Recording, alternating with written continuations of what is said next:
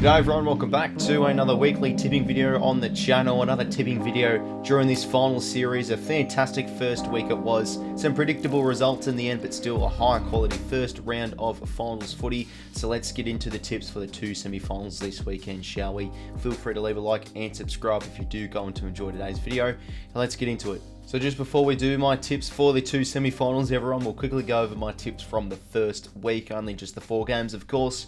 And I did get a 3 out of 4. The tip that I did get wrong was the Collingwood and Melbourne one.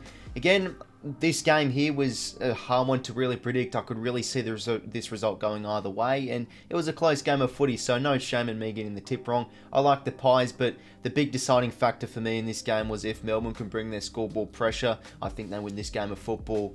They look like, stats-wise, probably maybe the better side in some sort of way. Collingwood still deserved to win. They were great defensively as a unit, I did feel, and did the damage in the first half, but you know, almost plus 30 inside 50s Melbourne had. You really should be winning the game of footy off those numbers. So they couldn't do it off scoreboard pressure, and that was the deciding factor of the game. Collingwood were able to hold on and win by 7 points. And then yeah, the next games did get the rest of them right. Backed in the Blues. I did them by I think around 17 points, and they probably should have won by that margin. Really should have, in a way, could have won by more, but they let the door open, and the Swans had a very good second half and almost managed to sneak home with the result. But credit to the Blues, I thought their defence did really well in that second half to keep the Swans at bay, and a lot of their role players were fantastic, and they were damaging ground level. And then yeah, backed in the Giants.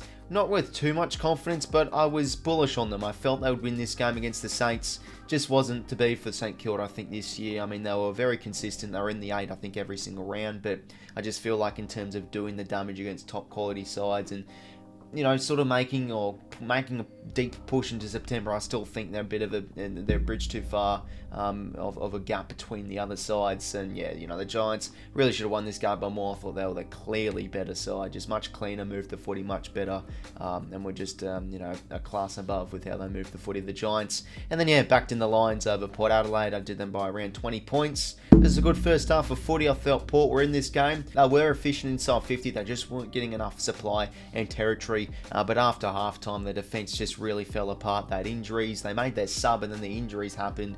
You know, McKenzie was out, Dylan Williams was out, a few of those defenders, and they just couldn't handle the class of the Lions' forward line as they won convincingly. So a 3 out of 4. They're going to be 2 big games coming up this weekend.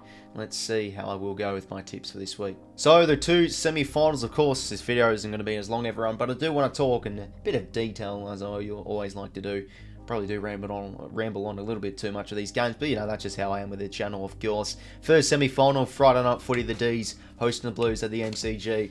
This one should be a ripper right off the bat. I think the Blues are confident with this game. They know that they have the D's measure. I think these two sides always play some good quality footy the last few times out. I mean, Carlton only went down by I think a few points last year's game. Melbourne got the job done over them early in the year, but this game a few weeks ago, I think it was like round 21 or round 22 or something.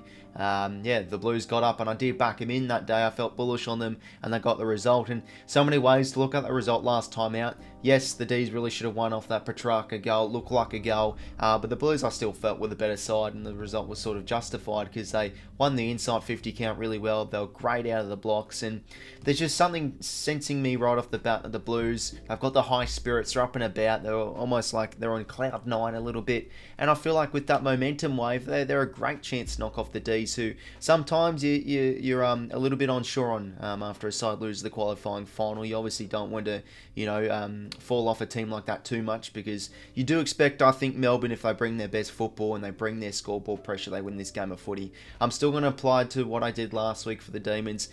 The deciding factor in this game is their scoreboard pressure, because their defence is in check. Their contested game is very good too. They have no issues with getting the ball inside 50. It's just if they can convert. But looking at the personnel issues, it's a bit of a tricky one. Van Ryan's out suspended, so he's gone. Do they keep Tom McDonald? His game was really poor. Bailey Fritsch was inaccurate. No Melksham, of course. Ben Brown's out injured. Max Gawn has been playing with an injured toe. Like, where's all this come from? And he still has a great game.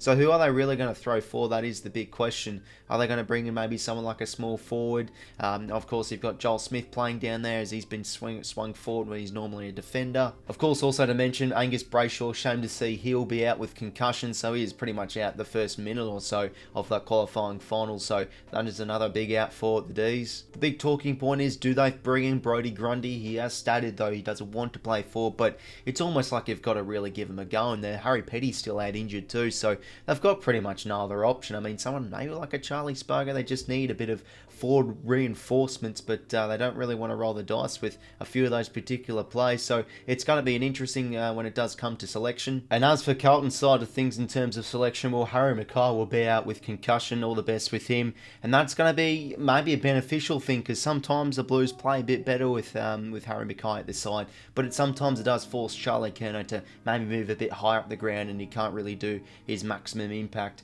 as that deep forward, but we all know he's a great kicker and he can peel off, play on, hit targets inside 50. Jack Martin, I just saw on Twitter, he's been downgraded to one match, so he's still going to miss this game regardless. So that is a bit of an annoying out, I think, for the Blues, because he brings in that X factor. But we all know with how the Blues did play on last Friday night, their role players got to work. I think their bottom six players were outstanding, but I wouldn't say they're necessarily the bottom six players, but everyone just played their part. You know, Chincotta won some important one-on-ones. Kemp was great. Cunningham as well, doing bits here, was on the end of a goal. You got the likes of Fogarty running through the middle a wee bit. Marchbank's first half was very good. Nick Newen was class in defence, but, you know, Akers and a few of those players, like Cottrell too, he was the big X factor. So I felt as well, Cripps had a good game, but not an outstanding game. Charlie Curnow was all contained from McCartan. If those plays really get going and they continue to get the output from those particular role plays and the high spirit they've got, I give them every chance. So it's sort of one of those games where, do you back in the statistics side of Melbourne because they look so great around the ball, and if they can bring their scoreboard pressure, I think they should be, you know, winning this game by technically really 5 or 6 goals. They just are a side that really has to bounce back. Or you sort of back it in the side where the spirit's up and about and they've got great players in good form, and, you know, they might not be as polished as Melbourne in a few areas, but, you know, I think at ground level they're a dangerous side and they love to try and break even and try and win that contested battle against Melbourne, which will be a great hit out. You know, Mills had high attention on Cripps last week. Will Cripps be freed up and, you know, a bit of an even more contest happen potentially and that sort of thing? Because, you know, Cripps he had a good game, but, you know, he can really go off. You know, Walsh and Chera were great too. So it's a tough one to tip. But my verdict on who wins this game, I'm going to go the Blues. I feel bad for Melbourne. They probably should be winning this game of footy, but something's just telling me with the high spirits of the Blues, and no, I'm not trying to get my Nuffy cap on or anything. I'm not a Blues supporter, of course. I'm a Swans man. I'm devastated, and technically by human nature, I want the Blues to lose after they beat us with how all that works, but something's just telling me the Blues win this game of footy. Again, this one could really go either way. If Melbourne get their scoreboard pressure and, you know, able to convert inside 50, well, they'll win this game, I think, because they should be covering the Blues in many areas, but I just think Carlton could really bring it up to them. They have the D's measure, so I'm going to be backing in the Blues. This one could be very good or very bad, but, you know, I did tip them last time they got up, so I'm going to be backing them in again, and they're going to move to a prelim final. Who'd have thunk it halfway through the year if this does occur, but yeah, I'm just feeling a big upset. I'm going to go the Blues and they'll win by 8 points. And now we'll move on to the next semi-final here. This one very interesting. Port Adelaide hosting the Giants at Adelaide Oval. Now, obviously, last time these two sides did play at this venue, the Giants, it was only a few weeks ago, the Giants got belted by 50 points, but you can't really look at all that stuff too much because a lot can change in a few weeks of footy and stakes are much higher and the pressure's much higher when it comes to finals. I think a few times it's happened, like last year. The D's smacked Brisbane by over 10 goals, I'm pretty sure it was. But then a few weeks later, the Lions were able to knock off the D's at the MCG. So, yeah, there's a lot of those games where, you know, a team gets absolutely belted, and then a few weeks later, when it comes to a finals game, they seem to win. So, look, I think off the bat, you got to give Giants every chance here. There's a lot of people on social media and a few people in the press and a few pundits really giving the Giants a good chance and probably back them in here.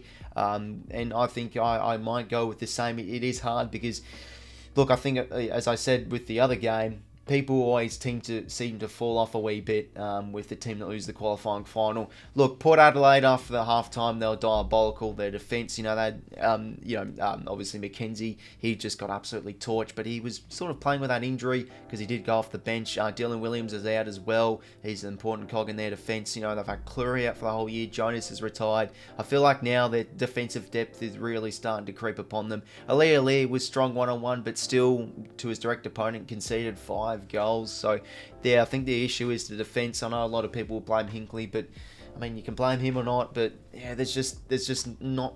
It's a concerning area with how they have been defending, and usually they do defend much better as a back six. But at Adelaide Oval at home, they do play their best footy. They play their confident brand. Their midfield does really get up and about, and especially just whenever they play at the Adelaide Oval, just their forward half class really shows. And it's going to be, I think, a big test against the Giants, who probably are one of the mentally toughest sides in the competition. They can win at any venue this year. They beat Adelaide at Adelaide Oval, so they've won at this venue before.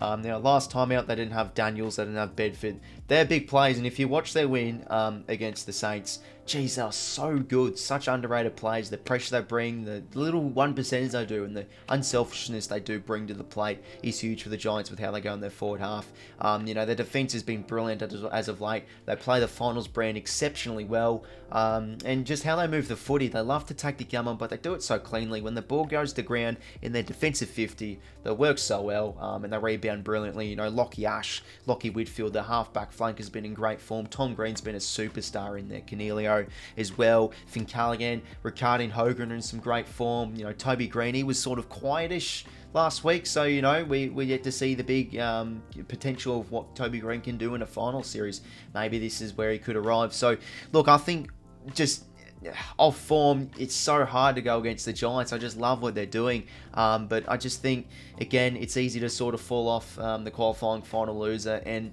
I think Port Adelaide are just, I know there's doubts about them, but just at home, they got to be bouncing back with this game. Their first half was very good against Brisbane. I honestly felt they did quite well. They were winning in the contested game. They just couldn't get enough supply inside 50. They were pretty efficient. I mean, Ollie Lord was quite good in front of goal. Don't know what the goal is with Charlie Dixon. I mean, if he comes back in, that's going to be big. But, Butters and Rosie still had good games, and Dersma was all right, but just wasn't great skill-wise. But they need more from a few players. Travis Boak, I felt, was poor. Ollie Wines, he came as a sub, but is he the right sub choice? I don't know. Ollie Wines was just awful. Finlayson, they did not get enough out. Burn Jones was just terrible as well. So there's a few of those players that should be playing better for that need to lift. The pressure's going to be on them, but I just think with their 13 wins in a row, they've just been, a side that's been resilient too. And I just think at home, in front of the big faithful, look, I think the Giants can win this game of footy, but I'm going to be going with Port Adelaide. I just think they've got to regroup.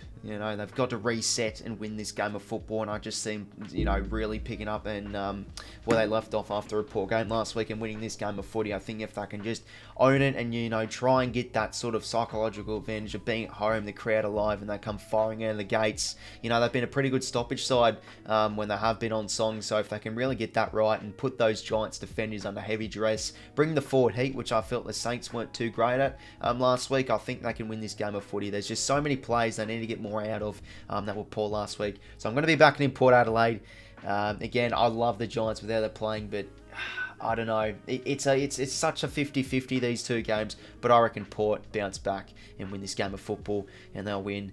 Yeah, a bit of a cagey affair, and I reckon Port will get it done by 13 points. So everyone, there were my tips for the second week of the final series, just the two semi-finals games. Really keen for this one. If you do want to stay tuned on the channel, I'm of course going to be continuing my streaming every finals game live with commentary and reaction and getting all the chat involved and all that whatnot. It's always a fun time in the stream, so feel free to come by and say hi if you do want to stop by the streams. There are going to be some belting games this weekend, so I'm bloody keen for another hopefully action-packed round of finals football. Feel free to leave a like and subscribe if you did go to enjoy this tipping video. And apart from that, I will talk to you later. See you later, fellas.